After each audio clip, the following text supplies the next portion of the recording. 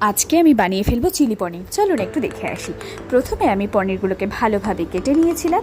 আমি এর মশলাটা রেডি করে নিয়েছিলাম, যার মধ্যে নিয়েছিলাম আমি একটু পেঁয়াজ, ক্যাপসিকাম, টমেটো আর আদা রসুন।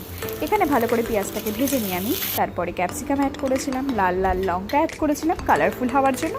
টমেটোগুলো দিয়ে ভালো করে নাড়াচাড়া করে নেব। এরপর দিয়ে দেবো পরিমাণ মতো নুন আর কাশ্মীরি লঙ্কার গুঁড়ো দিয়ে ভালো করে নাড়াচাড়া করে নিয়ে আমি একটা সস বানিয়ে ফেলবো। সেটা হচ্ছে টমেটো আর সয়া সস ভালো করে মিশিয়ে নেব। নিয়ে আমি সেই মিশ্রণটি কষানো মশলার ওপর দিয়ে দেবো। দিয়ে ভালো করে নাড়াচাড়া করবার পর একটু সামান্য জল অ্যাড করে দেবো। জল দিয়ে ভালো করে কষানোর পর আমি এর মধ্যে আদা বাটা, রসুন বাটা অ্যাড করে দেবো। মশলাটা ভালো করে কষে আসলে আমি অ্যাড করে দেবো কেটে রাখা পনিরগুলো।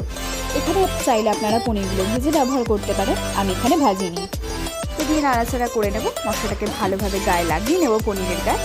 জল দিয়ে ঢেকে রাখলে তৈরি হয়ে যাবে চিলি পনির।